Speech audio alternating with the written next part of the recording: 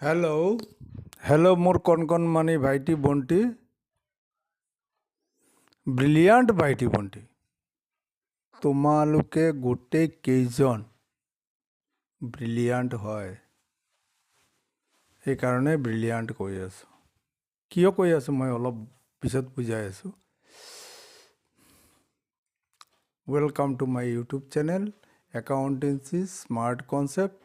মই সজল Dutta, associate professor. তো ব্ৰিলিয়াণ্ট কিয় কৈ আছোঁ কোৱাচোন? ধেমালি কৰা নাই তোমালোকক লৈ। মোৰ ইয়াতে ফেইল কৰি আহিছে, তাক লেটাৰ পোৱাই দিছোঁ। মানে মই যেতিয়া পঢ়াওঁ তেতিয়া মই চিন্তা কৰোঁ গোটেই কেইটা ষ্টুডেণ্টক, এইটো ৱৰ্ল্ডৰ নাম্বাৰ 1 চাইক'লজিষ্ট, ঠিক আছে, তাৰ পৰা মই শিকিছোঁ গোটেই কেইজন মানুহ পৃথিৱীত আছে যে চবৰ একে সমান বুদ্ধি হয়, তাৰ বুদ্ধিৰ বিকাশটো হয়, ডেভেলপমেণ্টটো হয়। ভাল টিচাৰ আৰু ভাল কিতাপ যদি পাই যায় এটা ষ্টুডেণ্টে, এটা মানুহে, তাৰ জীৱনটো বদলি যায়, চেঞ্জ হৈ যায়, ঠিক আছে। নাজানো মই কি জানো, তোমালোকে ক'ব পাৰিবা, কিন্তু গোটেই কেইজনক মই সন্মান কৰি কৈ আছোঁ কথাটো, ধেমালি কৰি কথা কোৱা নাই। গোটেই কেইজন মোৰ প্ৰিয় ষ্টুডেণ্ট, চবেই পাৰিবা। গোটেই কেইজনে পৃথিৱী দখল কৰিব পাৰিবা। পৃথিৱী আমাৰ জুবিন দাই কৰিছে নহয়, গোটেই ইণ্ডিয়াখন দখল কৰিছে। কেনেকা তাৰ টেলেণ্ট আছিলে, কৰিছে। Hindi cinema industry, Bengali cinema industry, Assamese cinema industry তেখেতে দখল কৰিছে। আমিও পাৰিম, কিয় নোৱাৰিম?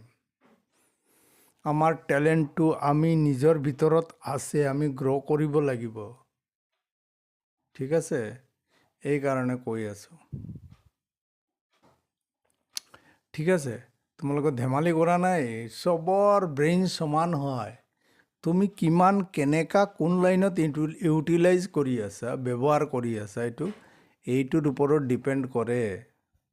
তুমি আজি মাইণ্ড ছেট চেঞ্জ কৰি দিয়া, তুমি ফাৰ্ষ্ট ইয়াৰত আছা, তুমি আজি মাইণ্ড ছেটটো চেঞ্জ কৰি দিয়া, তেতিয়াহ'লে দেখিবা তুমি যি চাবা সি পাবা। এইটো হ'ল বেজ ইয়াৰ একাউণ্টেঞ্চি ফাৰ্ষ্ট, মানে যিকোনো ষ্ট্ৰীমৰ, কমাৰ্চ হওক, আৰ্টছ হওক, কমাৰ্চ হওক, ছায়েন্স হওক, যি নহওক, first year is the best year. আৰু যোনে ভাবিলে যে নাই first year is the rest year, তাৰতো গ'ল। দিনত টৰ্চ মাৰি ফুৰিব লাগিব, দিনত টৰ্চ মাৰি ফুৰিব লাগিব, বুজি পাইছে নে? টৰ্চটো চিনা, এইটো মাৰি মানে দিনত এন্ধাৰ লাগিব। এইকাৰণে কৈ আছোঁ তোমালোকক, মই কোনো ষ্টুডেণ্টক কেতিয়াও ধেমালি নকৰোঁ, সঁচা কথাটো কওঁ। মনত ৰাখিবা, first year is the rest year নহয়, ফাৰ্ষ্ট ইয়াৰ ইজ দ্য বেজ ইয়াৰ। বাৰ বাৰ কৈ আছোঁ, ক্লাছ 10লৈকে ময়ো গালি খাইছোঁ, মাৰপিট খাইছোঁ। মোৰ মাৰতো মেকুৰী মাৰাৰ এটা মানে ষ্টিক আছিলে, মানে এই যে ষ্টিক, বুজি পাইছাতো, মাৰাৰ কাৰণে যে ষ্টিক থাকে, মেকুৰী মাৰাৰ আৰু আমাক মাৰাৰ দুটা ষ্টিক আছিলে। এটা ষ্টিক আছিলে, দুয়োটাক মাৰিবলৈ, মেকুৰীক আৰু আমাক। আমি মাৰ খাইছোঁ, আৰে গোটেই দিন খেলি ফুৰি আহিছোঁ, অহাৰ পিছত আমি পঢ়াত বহিছোঁ, টোপনি মাৰি আছোঁ, মাছ ধৰি আছোঁ, বুজি পাইছা? টোপনি মাৰি আছোঁ, তেতিয়া মায়ে দিলে 2-3টা, গম পালোঁ, আচ্ছা, আমি টোপনি মাৰি আছিলোঁ, মাছ ধৰি আছিলোঁ। বৰশী দি মাছ ধৰা নে? এইটো এনেকা মাছ ধৰি টোপনি মাৰি আছিলোঁ, তেতিয়া দেখালোঁ। অলপমান পিছত মায়ে আনি দিলে, ধৰা খোৱা বস্তু, টিফিন চিফিন আনি দিলে, খালোঁ আৰু কান্দি কান্দি পঢ়ি আছোঁ। এইটো হ'ল ক্লাছ 10ৰ আগৰ কাহানী। 10ৰ পিছত আমি মেচুৰ্ড হৈ গ'লোঁ। আমি যিটো চাম সেইটো কৰিব পাৰিম। এইকাৰণে ভাইটি ভণ্টিহঁতে তোমালোকে গোটেইকেইজন ব্ৰিলিয়াণ্ট। যি চাব কৰিব পাৰিবা, অকল মন দিয়া পঢ়াটোত হৈ যাবা তোমালোকে। এইটো মোৰ ইয়াত এনেকা বহুত student Assamese medium, Hindi medium, Bengali মিডিয়ামৰ ষ্টুডেণ্ট ছেকেণ্ড ডিভিজন যেনে তেনে পাছ কৰিছে। সিহঁতে CA হৈ গৈছে। তোমালোকে পাৰিবা, তোমালোকৰ টেলেণ্ট আছে। আৰু কলেজৰ পঢ়াটো হ'ল লাইফৰ পঢ়া। এইটো যেনে তেনে তোমালোকে যি ক'বা এইটো হৈ যাবা। যেনে তোমালোকে যদি কোৱা নাই মই গুটকা স্পেচিয়েলিষ্ট হ'ম, ঠিক আছে, হৈ যাবা। যদি কোৱা নাই মই চিনেমা স্পেচিয়েলিষ্ট হৈ যাম, ঠিক আছে, বাংক মাৰি চিনেমা কৰিবা, ঠিক আছে, এইটোও হৈ যাবা। যদি কোৱা মই গান শিকিম, তেনেহ'লে গানৰ জুবিনদাৰ নিচিনা হৈ যাবা। যদি কোৱা নাই মই CA কৰিম, হৈ যাবা। ঠিক আছে, এইখিনি মনত ৰাখিবা। ক্লাছ 10ৰ পিছত মানুহৰ আচল লাইফটো হয় বেজটো ইয়াতে বনে। ঠিক আছে, সেইকাৰণে মই কোনোবাক ধেমালি কৰা নাই, ইনস্পায়াৰ কৰি আছোঁ। মোৰ কথাবিলাক বেলেগ লাগিব, মানে কি কয়, জ্বালা লাগিব। এইটো বুজি পাইছে? আমাৰ এটা নাম আছে, কিন্তু অসমৰ সকলোতকৈ মানে হট চিলি হ'ল আমাৰ, কি কয়, এই ভোট জলকীয়া। ঠিক আছে, এইটো মনত ৰাখিবা। আমাৰ গোটেইকেইটা ভোট জলকীয়া। ভোট যদি হৈ যায় তেনেহ'লে দুনিয়া হিলাই দিয়ে। আমাৰ জুবিন দাই দেখাই দিছে। এইটো মনত ৰাখিবা। আমি অসমৰ কাৰণে অসমৰ কাৰণে কিবা কৰোঁ, নিজক কিবা এটা দেখাওঁ, নিজক এটা কিবা বনাই দেখাওঁ। ঠিক আছে, আচ্ছা, বাদ দিয়া এইবিলাক কথাবিলাক। তোমালোকে মন দি পঢ়া। তোমালোকে ভাল ৰেজাল্ট কৰিলে মোৰ ভাল লাগিব। মই এইবিলাক ইউটিউব চেনেল বনাই আছোঁ মোৰ 30 বছৰৰ এক্সপিৰিয়েঞ্চৰ পৰা। মই চাই আছোঁ কোনোবাই যদি মোৰ ভিডিঅ'বিলাক পঢ়ি কিনি উপকৃত হয়, তেনেহ'লে মোক ধন্য মন কৰিম যে মোৰ 30 বছৰৰ এক্সপিৰিয়েঞ্চটো মোৰ ষ্টুডেণ্টে পঢ়িছে, দেখিছে, জানিছে, মোৰ কথাবিলাক গম পাইছে, ভালকৈ হৃদয়ংগম কৰিছে। ঠিক আছে, তেনেহ'লে মই ধন্য বুলি মনে কৰিম। এটা, দুটা, 5টা, 10টা, 15টা ল'ৰাই যদি মোৰ কথাখিনি শুনি লয়, তেনেহ'লে মই ভাবিম মোৰ প্ৰয়াসখিনি ধন্য হৈছে। ঠিক আছে, আচ্ছা, দেখা। আজি ধৰা আমি যিখিনি শিকাইছিলোঁ লাষ্ট ভিডিঅ'ত, এইখিনি পাহৰি যোৱা। এতিয়া ধৰা মই নতুনকৈ শিকাই আছোঁ। এই দেখা, আমি পাছবুক বনাওঁ। মানে আমি কোন? আমি হ'লোঁ বিজনেছমেন। আমি বেংকৰ দেখা, ইয়াতে এটা কথা হ'ল, কেছবুক বনাই আছোঁ। ঠিক আছে, কেছবুকৰ ডেবিট ছাইডত হ'ল কেছ, ক্ৰেডিট ছাইডত হ'ল টকা পাই আছোঁ, ডেবিট ছাইডত বহিব। টকা গৈ আছে, ক্ৰেডিট ছাইডত বহাম। বেংকত বাঢ়ি আছে, ডেবিট ছাইডত, বেংকৰ যে মোৰ একাউণ্ট আছে সেইটোত বাঢ়ি আছে, তেনেহ'লে ডেবিট ছাইডত বহাম। বেংকৰ যি একাউণ্ট আছে সেইটো ক্ৰেডিট কৰি আছোঁ, মানে কমি আছে। আমি এইটো কেছবুক বনাই আছোঁ, ইয়াতে বহি কিনি। ঠিক আছে, হ'ল। বেংকে কি কৰিব? যিটো বস্তু আমাৰ কমাব এইটো ডেবিটত বহাব, আৰু যিটো এড কৰিব আমাৰ এইটো ক্ৰেডিটত বহাব। বেংকৰ পাছবুক যিখিনি আমাক এটা মাইনা পাছবুক এটা দিয়ে, সৰু পাছবুক। এইটো কি? বেংকৰ ওচৰত ডাঙৰ এটা কিতাপ থাকিব, এইটোত এই চহৰৰ, ঠিক আছে, এই চহৰৰ যিমান মানুহ আছে একাউণ্ট খুলিছে এই বেংকত, সিহঁতৰ একাউণ্ট আছে, সেই একাউণ্টত থাকে। আমাক অকল আমাৰ একাউণ্ট ৰিলেটেড 1 পেজ বা 2 পেজৰ এটা পেজ খোলে। এইটোৰ একাউণ্টৰ যি মানে ৰিফ্লেকশ্যনটো, মানে এই পেজত কি ঘটিছে এইটো আমাৰ এটা মনা পাছবুকত দিয়ে। পাছবুকত ক্ৰেডিট কৰে মানে এড কৰে, ডেবিট কৰে মানে লেছ কৰে। এইখিনি কনচেপ্ট তোমাৰ থাকিব লাগিব। ঠিক আছে, আচ্ছা।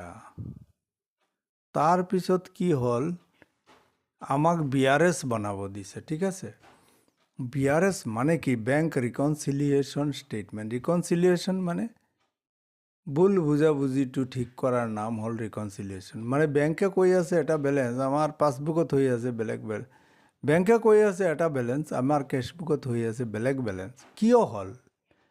এই যে ভুলখিনি আমি যি ষ্টেটমেণ্টত মানে এক্সপ্লেইন কৰোঁ, বুজাওঁ যে এই কাৰণে হৈছে এইটোৰ নাম বেংক ৰিকনচিলিয়েশ্যন ষ্টেটমেণ্ট।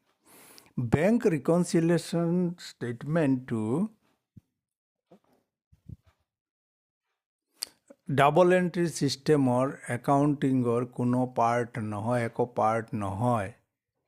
এইটো হ'ল আমি এটা ষ্টেটমেণ্ট বনাওঁ, এইটো ৰাফ এটা পেজ লৈ তাতে বনাওঁ। এইটো আমাৰ একাউণ্টিঙৰ একো পাৰ্ট নহয়, মনত ৰাখিবা। এইটো একো পাৰ্ট নহয়। তো এইটো মই বুজালোঁ তোমালোকে। বেংক ৰিকনচিলিয়েশ্যন ষ্টেটমেণ্টটো কি হয়? এইটো হয়, আমি ধৰা ইয়াৰ এণ্ডিঙৰ দিনা বেংকে কৈ আছে এটা বেলেঞ্চ, আমাৰ পাছবুকে কৈ আছে বেংকত আছে আমাৰ ইমান টকা থাকিব লাগে।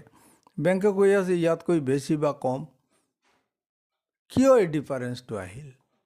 এই ডিফাৰেঞ্চটো এক্সপ্লেইন কৰাৰ নামটোৱে হ'ল বেংক ৰিকনচিলিয়েশ্যন ষ্টেটমেণ্ট। আমি যিদিনা বেংক ৰিকনচিলিয়েশ্যন ষ্টেটমেণ্ট বনাওঁ, সেইদিন বেংকৰ পৰা এটা ষ্টেটমেণ্ট লৈ আহিম যে এই গোটেই বছৰত আপোনালোকে আমাৰ একাউণ্টত কি এড কৰিছে, কি লেছ কৰিছে, কোন মাহত কিমান কৰিছে, বা এক মাহৰ বনাই আছোঁ। আগৰখিনি আমি বনাই লৈছোঁ আগত। তো ধৰা ডিচেম্বৰ মাহটো আমাৰ লাষ্ট মান্থ হ'ল। তো এই মাহত আপোনালোকে কি এড কৰিছে, কি লেছ কৰিছে, এইখিনি আমাক ক'লে। বেংক ষ্টেটমেণ্ট লৈ আহিলোঁ। এতিয়া আমি বেংক ৰিকনচিলিয়েশ্যন বনাম তেতিয়া আমি লিখিম যে দুটা আমাৰ বেলেঞ্চ আহি গ'ল সন্মুখত। এটা হ'ল বেংকে কি কৈ আছে কিমান টকা, এইটো লৈও কৰিব পাৰোঁ। তেতিয়া আমি এক্সপ্লেইন কৰিলে লাষ্টত গৈ ওলাব ৰিজাল্ট বেংক ৰিকনচিলিয়েশ্যন এজ পাৰ কেছবুক।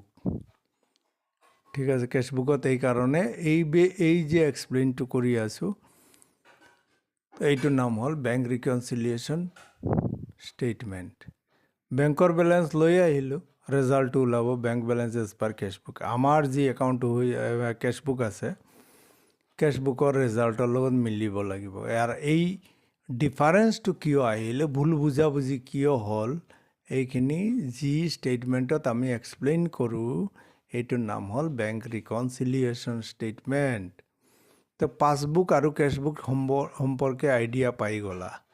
এতিয়া দেখা এইটো কেনেকুৱা কৰোঁ। এইটো কি কৈছে? বেংক বেলেঞ্চ, কুৱেশ্যনটো চোৱা।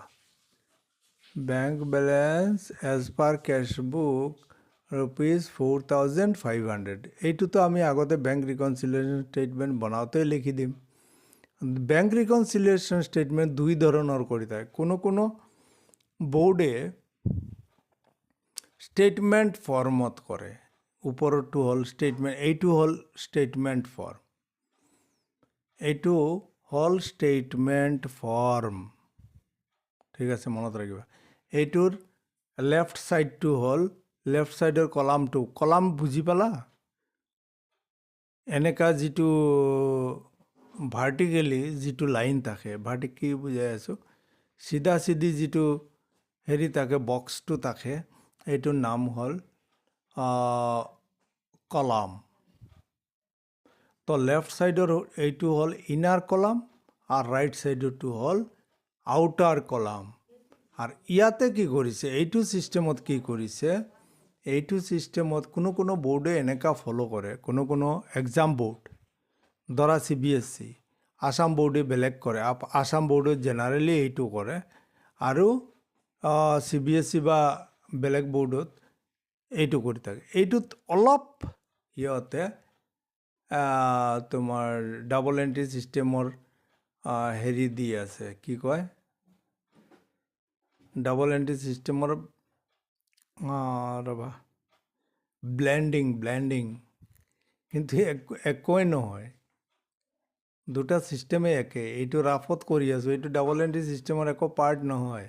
এইটো কৰিলে কি হ'ল, কিন্তু সিহঁতে কি কৰি আছে, এটা ডেবিট কনচেপ্ট প্লাছ কনচেপ্ট, এটা মাইনাছ কনচেপ্ট, এইটো ক্ৰেডিট কনচেপ্ট কৰিছে।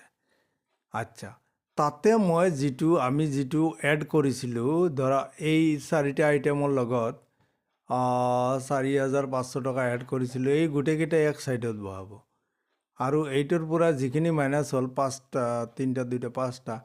5টা আইটেম, এই 5টা আইটেম ক্ৰেডিটত বহাব। তাৰপিছত ডেবিট ছাইডৰ পৰা ক্ৰেডিট ছাইড, মানে প্লাছ ছাইডৰ পৰা মাইনাছ ছাইড মাইনাছ কৰি যিখিনি আহিব, এইটো হ'ল তোমাৰ নেট ৰিজাল্ট। আচ্ছা, বাদ দিয়া, প্ৰথমটো আমি বুজি লওঁ কি হ'ল।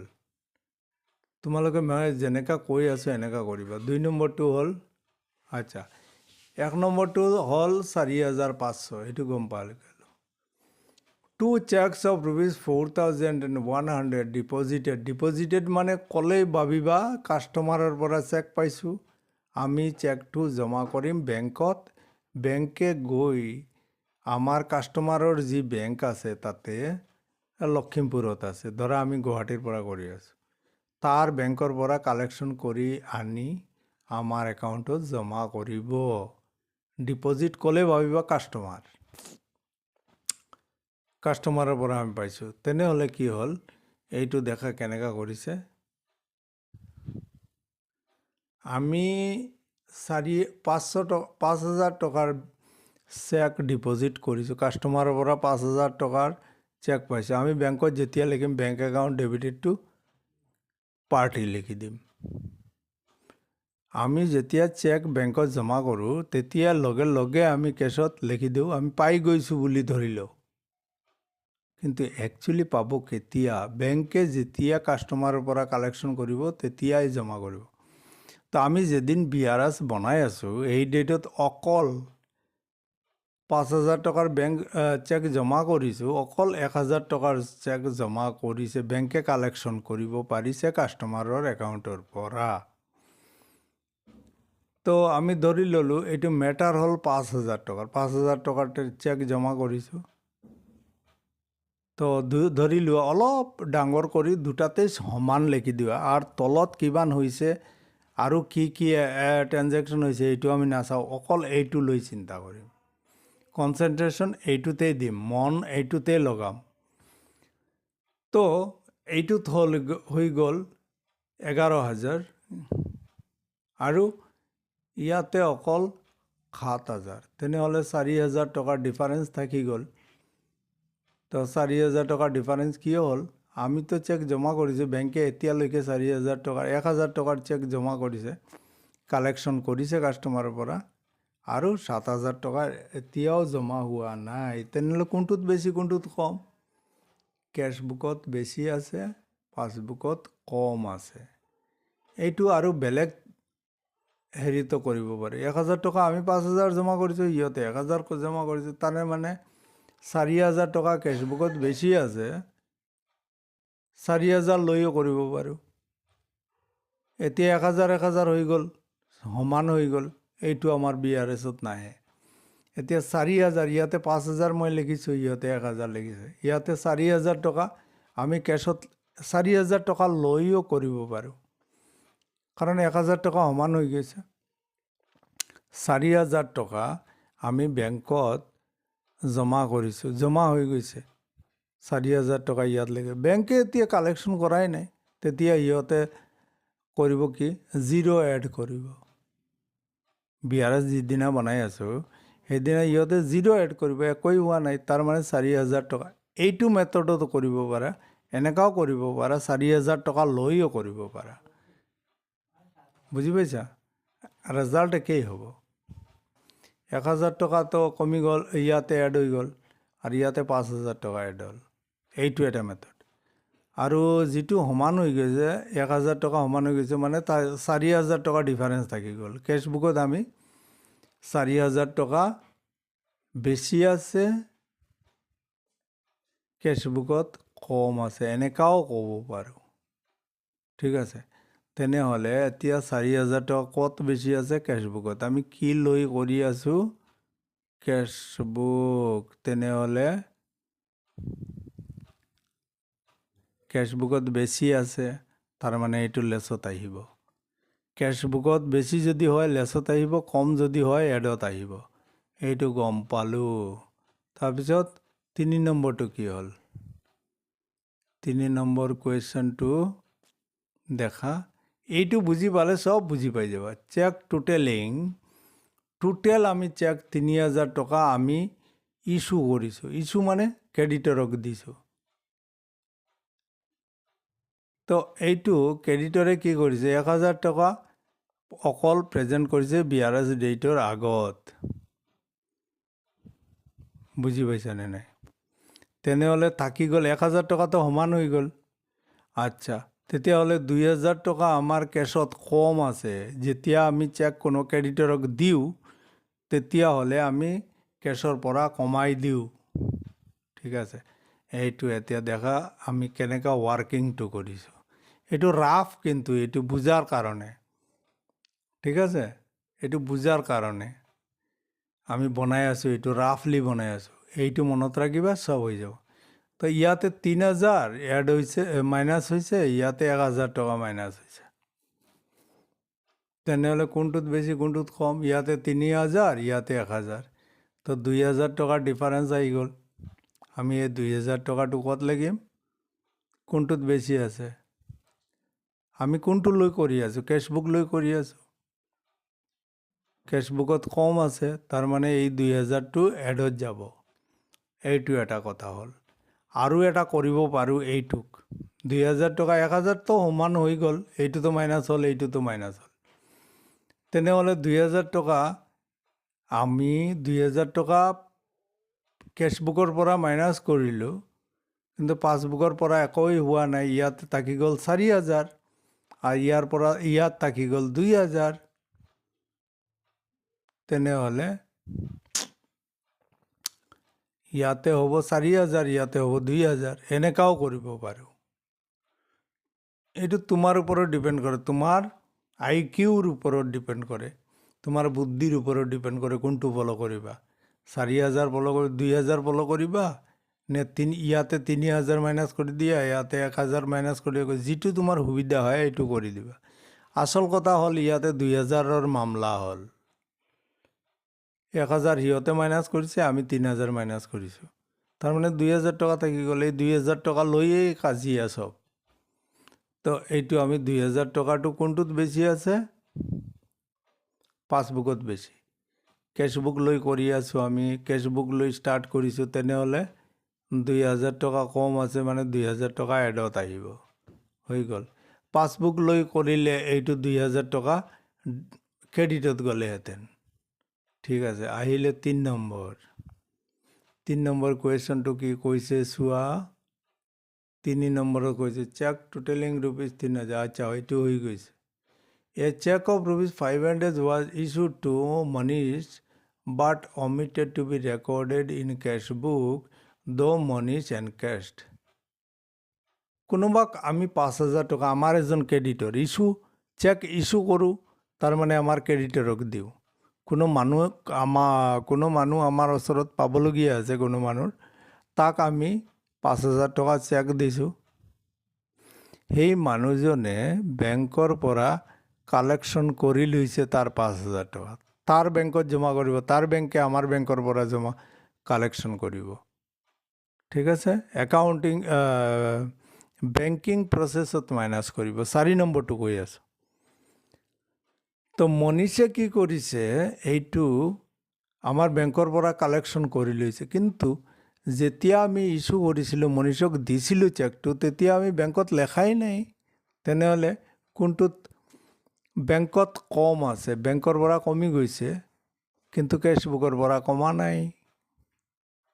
আমি কেছবুকত ৰেকৰ্ড কৰাই নাই। তেনেহ'লে কি হ'ব? চোৱা ইয়াতে একাউণ্টটো কৰিছে 4 নম্বৰ হা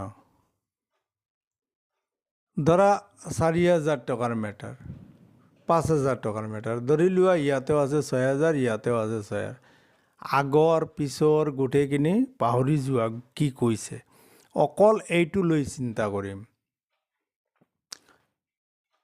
তো বেংকৰ পৰা মাইনাছ হৈ গৈছে বেংকত হৈ গ'ল 1,000 টকা আমাৰ ক্ৰেডিটৰক দিছোঁ তাৰ বেংকে আমাৰ বেংকৰ পৰা কালেকশ্যন কৰি লৈ গৈছে আমাৰ বেংকৰ একাউণ্টত থাকি গ'ল কিমান 1,000 টকা কিন্তু কেছবুকত আমি লেখাই নাই তেনেহ'লে কেছবুকৰ পৰা কমিব নেকি নকমে তেনেহ'লে আমি যেতিয়া কেছবুক কোনোবাক ইছ্যু কৰোঁ তেনেহ'লে আমি কেছবুকৰ পৰা কমাই দিওঁ জেনেৰেলি কিন্তু ইয়াৰ পৰা কমা নাই তেনেহ'লে কি হ'ল বেংকত বেছি আছে চেক কেছবুকত আমাৰ বিজনেছৰ কিতাপত বেছি আছে কেছবুকৰ পৰা পাছবুক মানে পাছবুকটো এইটো কেছবুকত বেছি আছে পাছবুকৰ পৰা বেংকৰ পৰা কমি গৈছে তেনেহ'লে কেছবুকত বেছি আছে আমি লেখাই নাই যদিও মাইনাছটো লেখা নাই তাৰমানে বেছি আছে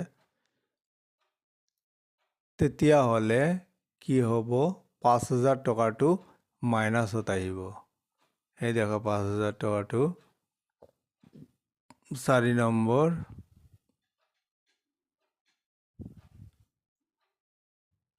check deposited but not credit আচ্ছা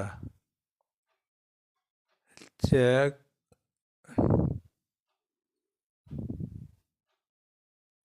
সেইটো নহয় ওপৰতো 5,000 টকাটো কেছবুকত বেছি আছে এইকাৰণে এইটো মাইনাছত আহিলে বুজি পাইছা আচ্ছা তাৰপিছত আহিল দেখা মই যেনেকৈ কৰাই আছোঁ এইটো ভালকৈ ফ'ল' কৰিবা তেনেহ'লে বুজি পাই যাবা interest on deposit credited by deposit কৰিছে ইণ্টাৰেষ্ট অন ডিপজিট আমি যিটো পইচা বেংকত জমা কৰোঁ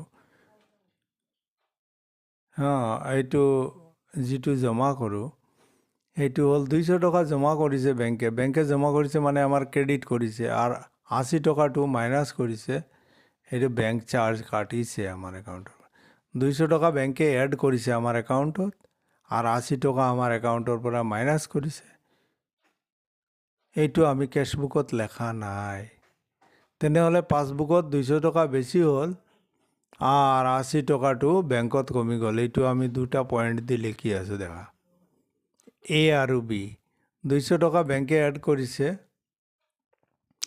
এইটো ধৰি লোৱা 200 টকাৰ মেটাৰ 300 টকা দুটাতে সমান আছে এই ঘটনাটো ঘটাৰ আগত 300 টকা গোটেই সমান আছিলে গোটেইকেইটাত দুটাত তো ইয়াতে কি হ'ল 200 টকা আৰু এড কৰিলে ইয়াতে হৈ গ'ল 500 টকা ইয়াতে আমি এন্ট্ৰি কৰা নাই লেখাই নাই তেনেহ'লে ইয়াতে হ'ল 300 টকা কোনটোত কম আছে কোনটোত বেছি আছে মোৰ মানে বেছি 500 টকা হেৰিত আছে আমি কি লৈ কৰি আছোঁ কেছবুক লৈ কৰি আছোঁ তেনেহ'লে 200 টকাটো আমাৰ কেছবুকত কম আছে তেনেহ'লে আমি কেছবুকত কম আছে তাৰ মানে 200 টকা এড কৰিব লাগিব আমি লিখি দিলোঁ এই ওপৰত লিখি দেখা কেছবুকত 200 টকাটো এড কৰি দিলোঁ হৈ গ'ল আচ্ছা এতিয়া যদি পাছবুক লৈ কৰিলোহেঁতেন bank balance as per passbook ইয়াতে কেছবুক নাকৈ পাছবুক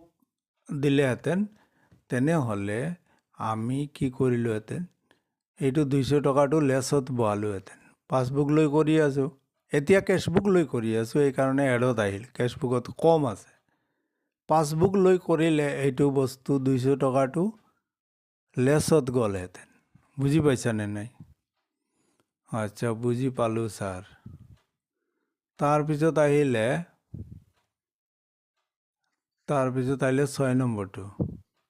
6 নম্বৰটো কুৱেশ্যনটো কি চোৱা 6 নম্বৰটো হ'ল interest on deposit credited in passbook এইটো হৈ গৈছে 6 নম্বৰটো আহিলে bank head collected dividend on our own shares ₹2000 আচ্ছা বেংকে কালেকশ্যন কৰিছে বেংকত এড কৰি দিছে আমি গমেই নাপালোঁ। আমি যেতিয়া ষ্টেটমেণ্ট আনিলোঁ, বেংক ষ্টেটমেণ্ট, এই মাহত কিমান এড হ'ল, কিমান লেছ হ'ল, তেতিয়া গম পালোঁ 2,000 টকা আমাৰ বেংকত জমা হৈছে। এইটোতো আমি গম পোৱাই নাই, আমি কেছবুকত লিখাই নাই। তেতিয়া কি হ'ব? 2,000 টকাটো কেছবুকত কম হ'ব। ৰ'বা কেনেকৈ কৰিছে এইটো চাই লওঁ। 2,000 টকাটো আমি পাছবুকত এড কৰি দিলোঁ, কিন্তু কেছবুকত এড হোৱাই নাই। তেনেহ'লে দুটাতে 3,000 ধৰিলে আগৰ পিছৰ কথা গোটেইখিনি পাহৰি যোৱা, এই 2,000 টকা লৈয়ে চিন্তা কৰা। তো এইটো কি হ'ল? কেছবুকত কম হ'ল, এই 2,000 টকাটো এডত যাব। আমি কেছবুক লৈ কৰি আছোঁ। যদি আমি পাছবুক লৈ কৰিলোঁহেঁতেন, ইয়াতে কেছবুক লৈ কৰি আছোঁ, এইকাৰণে 2,000 টকাটো এডত গ'ল। পাছবুক লৈ কৰিলে কোনটোত বেছি? পাছবুকত বেছি আছিলে, তাৰমানে এইটো লেছত আহিলেহেঁতেন। বুজি পাইছা? আচ্ছা, তাৰপিছত হ'ল 7 নম্বৰ। 7 নম্বৰটো হ'ল a check of ₹500 those it deposited and credited or collected by the bank was recorded in cashbook 50 টকা। আচ্ছা, এইটো এটা টুইষ্ট আছে। কিমান টকাৰ চেক? 500 টকাৰ চেক, 7 নম্বৰ। এইটো আমি ছল্ভ কৰিছোঁ। ছল্ভটো চোৱা কেনেকুৱা কৰিছোঁ। ইয়াত লিখিছে 500 টকা। বিআৰএছ যিদিনা বনাই আছোঁ, সিদিনৰ আগত সিহঁতে 500 টকা লিখিছে, ঠিকে আছে। আমি ইয়াতে 500 টকা লিখি দিলে একো ডিফাৰেঞ্চ নাহিলে, এই বস্তুটো বিআৰএছত আহিলেই নাহিলেইহেঁতেন। বুজি পাইছা? এতিয়া সিহঁতে 500 টকা লিখিছে আৰু আমি এক লাড্ডু খাই কিনি 50 টকা লিখিছোঁ। তাৰমানে 450 টকা আমি কম লিখিছোঁ। তাৰমানে কেছবুকত 450 টকাটো কম হ'ল। এতিয়া কি কৰিম? আমি 450 টকাটো কেছবুকত কম আছে, তাৰমানে এইটো ডেবিটত বহাম। কেছবুক লৈ কৰি আছোঁ, এই দেখা ওপৰত bank balance as per cashbook 4,500, এইটো আমি লিখিছোঁ, এইটো লৈ ষ্টাৰ্ট কৰিছোঁ। তেতিয়াহ'লে 450 টকাটো ডেবিটত বহাম, আৰ bank balance as per passbook লৈ কৰিলে এইটো লেছত আহিলেহেঁতেন। দুটা ছিষ্টেমতেই একেই, কিন্তু কোনটোত বেছি কোনটোত কম এইটো উলিওৱাৰ কাৰণে আমি এনেকুৱা টেকনিক এপ্লাই কৰোঁ। তাৰমানে 500 টকা ইয়াত হ'ল প্লাছ ইয়াতে প্লাছ হ'ল 500 টকা, তেনেহ'লে এই কেছত দুটাতেই সমান হৈ গ'ল, নাহিলেহেঁতেন। কিন্তু 50 টকা ইয়াতে এড কৰাৰ কাৰণে আমাৰ ঝামেলা আহি গ'ল। 450 টকা আমি কেছবুকত কম লিখিছোঁ, কেছবুকত তাৰমানে কম আছে। আচ্ছা, এই যে এইটো বুজাই আছোঁ, এইটো তোমালোকে বাৰ বাৰ চাবা, দেখিবা বিআৰএছ বুদ্ধুৰাম চুদ্ধু এইটো নাম মই দিছোঁ। এইটো একোৱেই নহয়, খালি এডলেছ কৰিব, বুদ্ধি লগাব লাগে। অকল বুদ্ধি লগালে হৈ যাব।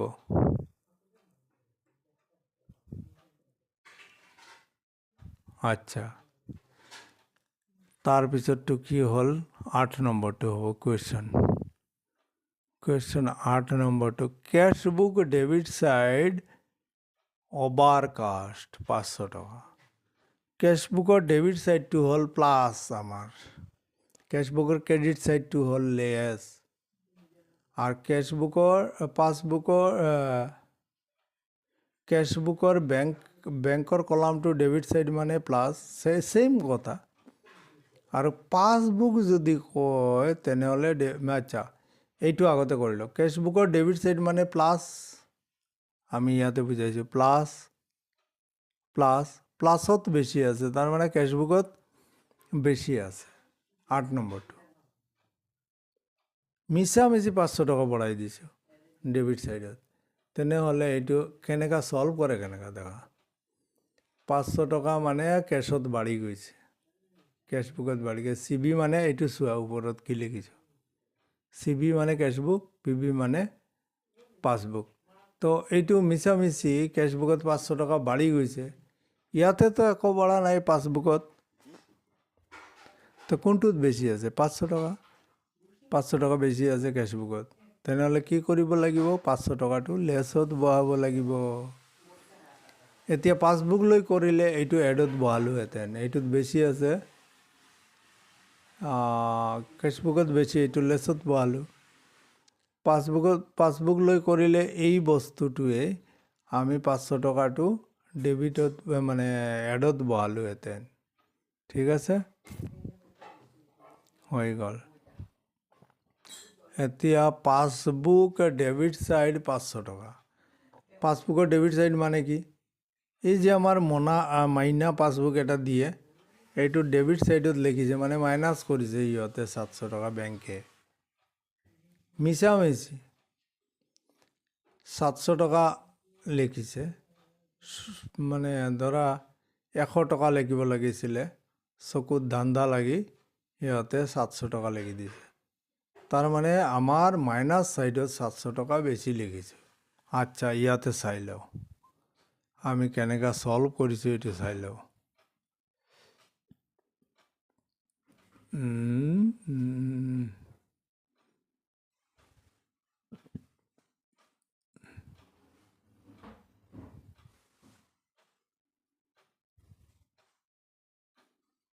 এক মিনিট ৰ'বা। 9 নম্বৰটো কি হ'ল? পাছবুকৰ পৰা আমি 700 টকা মাইনাছ কৰি দিছোঁ। তেনেহ'লে পাছবুকৰ হিচাপত থাকিব লাগে 300 টকা, আৰু আমাৰ কেছবুকৰ পৰা একো মাইনাছ কৰা নাই, তাৰমানে 1000 টকা থাকি গ'ল। কোনটোত বেছি? আমি কোনটো লৈ কৰি আছোঁ? কেছবুক লৈ কৰি আছোঁ। তেনেহ'লে এই 700 টকাটো এডত আহিব, লেছত আহিব। কেছবুকত বেছি, তাৰমানে লেছত আহিব। পাছবুক লৈ কৰিলে, পাছবুক লৈ ষ্টাৰ্ট কৰিলে ইয়াতে 700 টকাটো এডত আহিলেহেঁতেন। ইয়াতে কেছবুক লৈ কৰি আছোঁ, কেছবুকত বেছি আছে, সেইকাৰণে কেছবুকৰ পৰা লেছ কৰিছোঁ। আৰু পাছবুক লৈ কৰিলে 700 টকাটো এডত আহিলেহেঁতেন।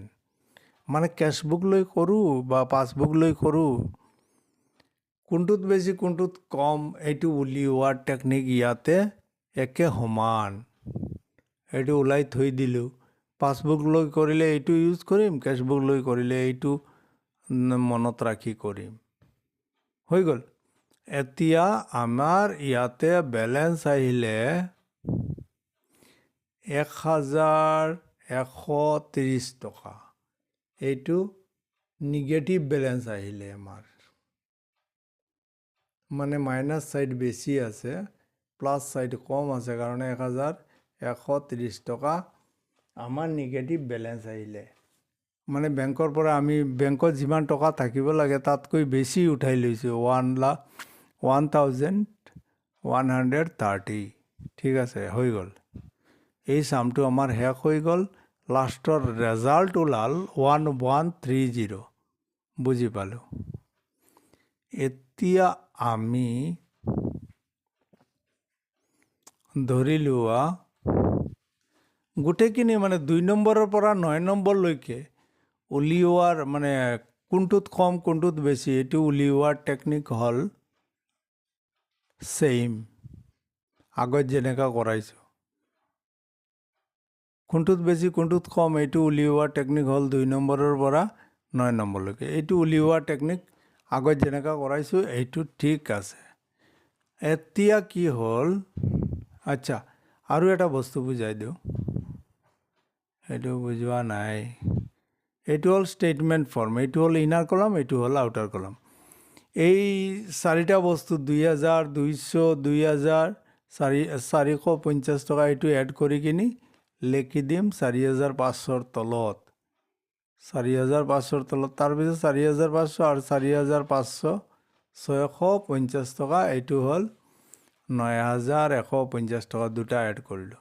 তাৰপিছত ইয়াতে 5টা এণ্ট্ৰি হ'ল লেছত, এই গোটেইকেইটা এড কৰি কিনি হ'ল 10,280 টকা, এইটো আমি লিখি দিলোঁ। এতিয়া ওপৰৰটো সৰু, প্লাছটো সৰু আৰু মাইনাছটো ডাঙৰ, এইকাৰণে এইটো ওলাই গ'ল মাইনাছ ফিগাৰত। ঠিক আছে?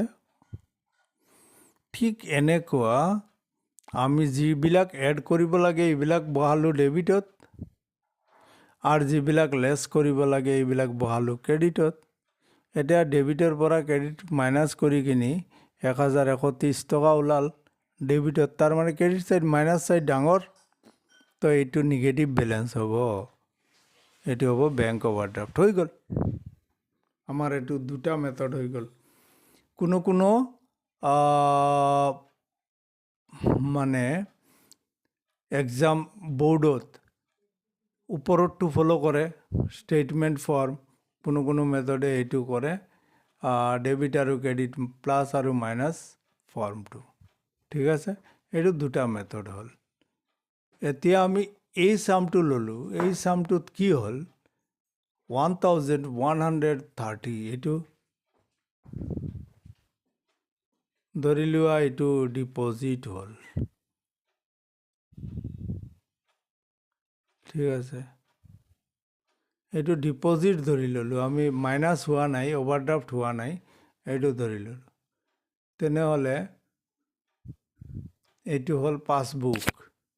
পাছবুক হ'লে কেছবুক লৈ কৰিলে যিটো হয় তাৰ উল্টাটো হ'ব, তাৰমানে যিমানটা আমি ওলালোঁ পাছবুকৰ যিখিনি এড বুলি ধৰিলোঁ, মানে পাছবুকত টকা আছে, কেছত মানে বেংকত টকা আছে বুলি ধৰি ল'লোঁ 1130।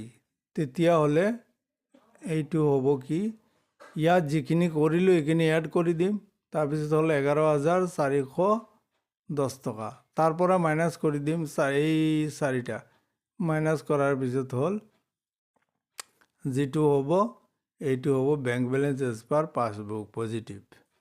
এতিয়া ধৰা এইটো এটা বেলেগ ফৰ্মুলাত কৰি ল'লোঁ।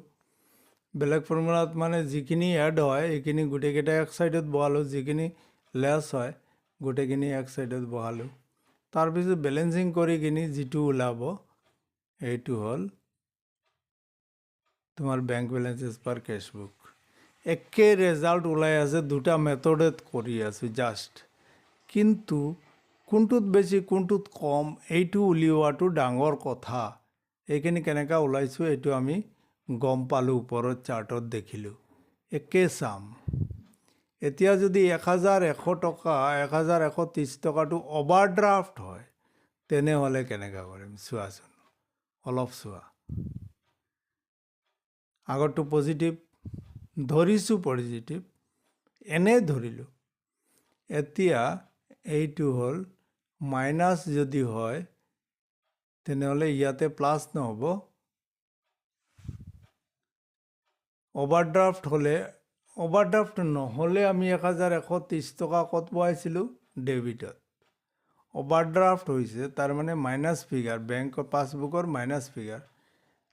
ৰাইট ছাইডৰটো হ'ল মাইনাছ ফিগাৰ, লেফ্ট ছাইডৰটো হ'ল প্লাছ ফিগাৰ। তেনেহ'লে এইটো মাইনাছ ফিগাৰ বহালোঁ ষ্টেটমেণ্ট ফৰ্মত, এইটো মাইনাছ ফিগাৰত বহালোঁ। এই পাঁচটা এড কৰি কিনি বহালোঁ আমি, বহাই কিনি এই 10,280 টকাটো পৰা 1130 টকাটো মাইনাছ কৰি হ'ল 9,150 টকা হ'ল। তাৰপিছত এইটো লেছ কৰিব লাগে, ইয়াৰ পৰা লেছ কৰিব লাগে 4,650 টকা। এইটো কেনেকুৱা হ'ল এইটো আমি গম পালোঁ ওপৰত যে মই কৰাইছিলোঁ, কোনটোত কম কোনটোত বেছি উলিওৱাৰ টেকনিকটো, সেইটো দি ওলাই ল'বা। ওলাই কিনি এইখিনি আহি গ'ল মাইনাছত, তাৰপিছত হৈ গ'ল এইটো কেছবুকত কেনেকৈ ওলাল এইটো আমি দেখি ল'লোঁ। আচ্ছা, এতিয়া যিটো হ'ব প্লাছ কৰিবলগীয়া গোটেইখিনি বস্তু একেলগে লিখিলোঁ, যিমান মাইনাছ কৰিবলগীয়া বস্তু আছে এইখিনি এক ছাইডত কৰি দিলোঁ। কিন্তু মনত ৰাখিবা কোনটোত বেছি কোনটোত কম এইটো উলিওৱাৰ টেকনিকটো মই আগত শিকাই দিছোঁ। প্ৰথমতে চামবিলাক ভালকৈ বুজিবা, এটা চাম বুজিবা, এই দেখা কোনটোত বেছি কোনটোত কম, এইটো উলিওৱা হ'ল ডাঙৰ কথা। একে কুৱেশ্যন মানে বেলেঞ্চ বদলাই দিছোঁ, সেইকাৰণে ডিফাৰেঞ্চ হৈ আছে। তোমালোকে এই হিচাপত বস্তুৰ কণ্টেণ্টবিলাক ছেইম আছে, খালি ওপৰৰ বেলেঞ্চটো বদলাই দিলোঁ। এটাত ক'লোঁ ডিপ'জিট আছে, এটাত ক'লোঁ অভাৰড্ৰাফ্ট আছে। এইটো হ'ল ডিপ'জিট লৈ কৰিলোঁ, এইটো হ'ল ডিপ'জিট লৈ কৰিলোঁ, এইটো হ'ল দেখা অভাৰড্ৰাফ্ট লৈ কৰিলোঁ। অভাৰড্ৰাফ্ট হ'লে কি হ'ব আৰু ডিপ'জিট হ'লে কি হ'ব, আৰু কোনটোত বেছি কোনটোত কম, এইটো উলিওৱাৰ টেকনিকটো মই ওপৰত দেখাই আছোঁ। এইটো চালে চব ক্লিয়াৰ হৈ যাব। আমি যিটো লৈ কৰি আছোঁ এইটোত যদি বেছি হয় তেনেহ'লে এডত আহিব, যিটো লৈ কৰি আছোঁ এইটোত যদি কম হয় তেনেহ'লে এডত আহিব, আৰু যিটো লৈ কৰি আছোঁ এইটোত যদি বেছি হয় তেনেহ'লে লেছত আহিব। আৰু এটা মই কৈ দিওঁ, এটা বস্তু ধৰা bank balance as per passbook overdraft কৰিলোঁ। আমাৰ হিচাপত কেছবুকত হ'লে এড হয়, পাছবুকত মানে কেছবুকত যদি বেছি হয় লেছ হ'ব, কেছবুকত হ'লে পাছবুকত কম হ'লে এডত আহিব। এইটো আমি গম পাই গ'লোঁ। কিন্তু অভাৰড্ৰাফ্ট থাকিলে সদায় মনত ৰাখিবা, কোনটোত বেছি কোনটোত কম এইটো উলিওৱাৰ টেকনিকটো একেই। এইটো মষ্ট ইম্পৰ্টেণ্ট কথা, বাৰ বাৰ কৈ আছোঁ। যিটোত কম আছে, যিটো বেলেঞ্চ লৈ আমি ষ্টাৰ্ট কৰিছোঁ এইটোত কম হ'লে এডত আহিব, আৰু বেছি হ'লে লেছত যাব, এইটো গম পাই গ'লোঁ। কিন্তু অভাৰড্ৰাফ্ট হ'লে কি হ'ব, চিন্তা কৰিম চিধা লেখিম উল্টা। অভাৰড্ৰাফ্ট হৈছে এটা বস্তু এডত আহিব লাগে, অভাৰড্ৰাফ্ট হৈছে না নাই? এনে জেনেৰেল অভাৰড্ৰাফ্ট নহ'লে এটা বস্তু আহিব লাগে এডত। এতিয়া অভাৰড্ৰাফ্ট হৈছে, এইটো লিখিম উল্টা, লেছত লিখিম। এতিয়া পাছবুকত এটা বস্তু বেছি আছে, তেনেহ'লে এইটো লিখিব লাগে মাইনাছত। যদি অভাৰড্ৰাফ্ট থাকে তেনেহ'লে হৈ যাব এইটো প্লাছত। লিখিম চিধা, মানে চিন্তা কৰিম চিধা লিখিম উল্টা। বুজি পাইছা নে নাই? পাছবুকত ধৰা অভাৰড্ৰাফ্ট নহয়, পজিটিভ বেলেঞ্চ, তেনেহ'লে এইটো এডত আহিব লাগিছিলে। যেতিয়া দেখিলোঁ এইটো নিগেটিভ বেলেঞ্চ, অভাৰড্ৰাফ্ট আছে, নিগেটিভ বেলেঞ্চ আছে, তেতিয়া এইটো লেছত বহাই দিম। দুটাই আছে পাৰ্ট, এটা হ'লে কোন বস্তু এডত আহিব, কোন বস্তু লেছত আহিব। তেনে অভাৰড্ৰাফ্ট যেতিয়া হ'ব আমি চিন্তা কৰিম চিধা, আৰু লেখাৰ টাইমত উল্টা লিখি দিম, প্লাছত টু মাইনাছত, মাইনাছত টু প্লাছত।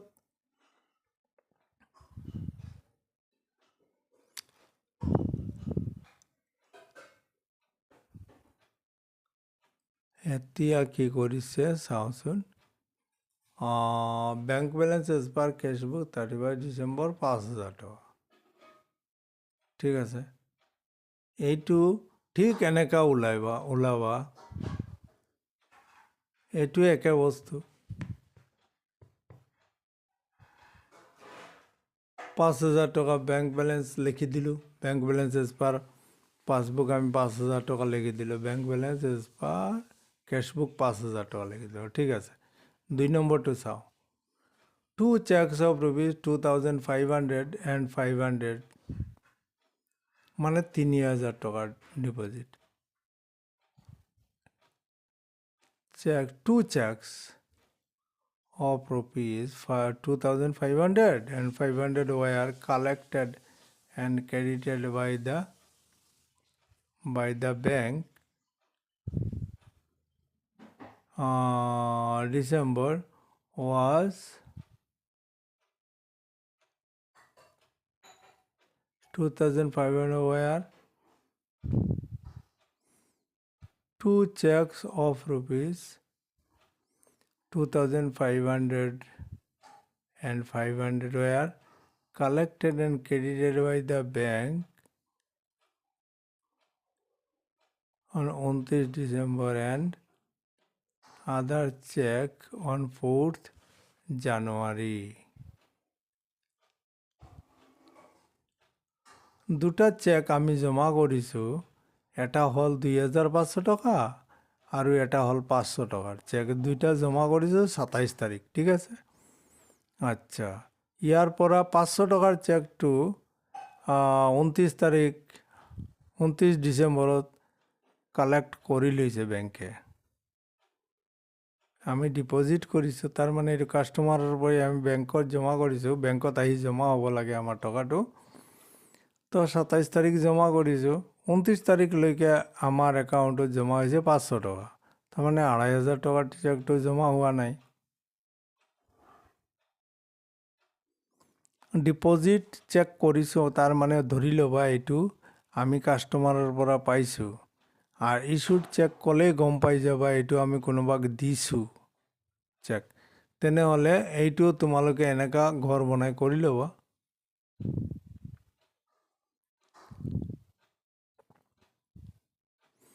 ওপৰত যেনেকুৱা কৰিছোঁ, এতিয়া 500 টকাটো ইকুৱেল হৈ গ'ল, ইয়াতো মাইনাছ হ'ল 500 টকা, ইয়াতে প্লাছ কৰিলোঁ 2500 আৰু 500 3000 টকা এড কৰি ল'লোঁ। বেংকে অকল 500 টকা এড কৰিলে। এতিয়া কি হ'ল, 500 টকা বেংকে জমা কৰিলে আৰু আমি কৰিলোঁ কিমান, 3000 টকা। কোনটোত কম আছে, কোনটোত বেছি আছে? কোনটোত কম আছে?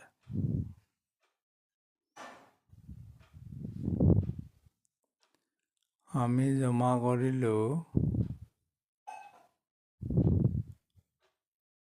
এইটোতো কৰি লৈছোঁ,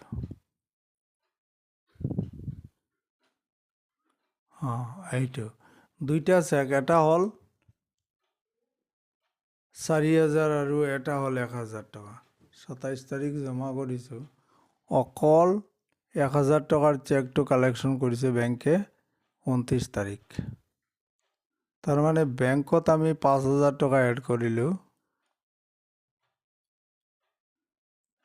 ডিপজিটেড ক'লে আমি বেংকত এড কৰিলোঁ, তো 5000 টকা এড কৰিলোঁ, বেংকে অকল কৰিছে কিমান, 1000 টকাৰ চেক। তাৰমানে কোন ডেটত, 29 তাৰিখ। BRS বনাই আছোঁ কেতিয়া, ডিচেম্বৰত, 31 ডিচেম্বৰত। তেনেহ'লে কি হ'ল, 4000 টকা লৈ গণ্ডগোল থাকি গ'ল। 4000 টকাটো আমি কি কৰিম, কোনটোত বেছি আছে, কোনটোত কম? আমি চেক ডিপজিট কৰিছোঁ, 4000 টকা কেছবুকত বেছি আছে, পাছবুকত কম আছে। পাছবুকত একো এড কৰা নাই, আমি টোটেল চেক কৰিছোঁ 5000 টকাৰ জমা বেংকত। বেংকে অকল 1000 টকাৰ চেকটো জমা কৰিছে আমাৰ বেংকত। 1000 টকাটো সমান হৈ গ'ল, কেছবুকতো হৈ গ'ল 1000 টকা, পাছবুকত 1000 টকাটো এৰি দিয়া। এতিয়া 4000 টকালৈ চিন্তা কৰা যে এইটো কেছবুকত বেছি আছে, কেছবুকত বেছি আছে আৰু পাছবুকত কম আছে। এইটো দুই চাইডত লিখি দিয়া, 5000 টকা 5000 টকা।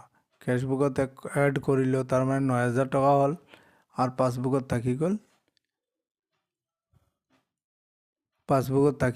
5000 টকা। ইয়াত হ'ল 9000, ইয়াতে হ'ল 5000, কোনটোত বেছি আছে, কোনটো কি লৈ কৰি আছোঁ, পাছবুক লৈ কৰি আছোঁ। পাছবুকত কম আছে কিমান, 4000 টকা। পাছবুকত কম আছে, তাৰমানে 4000 টকা এডত যাব লাগে। এতিয়া অভাৰড্ৰাফ্ট আছে, লেখা উল্টা, এই 4000 টকাটো লেছত যাব। কেছবুকত বেছি আছে তো, সেইকাৰণে এইটো এডত লেছত যাব লাগিছিলে। আমি পাছবুক লৈ কৰি আছোঁ, পাছবুকত কি আছে, কম আছে 4000 টকা, এইটো এডত আহিব লাগিছিলে। এইটো এতিয়া যাব লেছত 4000 টকাটো। আচ্ছা, চেক টোটেলিং 3000 টকাৰ চেকটো আমি ক্ৰেডিটৰক দিছোঁ, ক্ৰেডিটৰে অকল 1000 টকা কালেকশ্যন কৰিছে, তাৰমানে আমাৰ পাছবুকৰ পৰা 1000 টকা কমি গৈছে। তো 3000 টকাৰ মামলা, ইয়াতে তুমি ধৰি লোৱা 4000, ইয়াতে 3000 টকা মাইনাছ কৰি দিয়া কেছবুকৰ পৰা, আৰু পাছবুকৰ পৰা অকল 1000 টকা হৈছে, তেনেহ'লে আল্টিমেটলি থাকি গ'ল আমাৰ 2000 টকাৰ মামলা।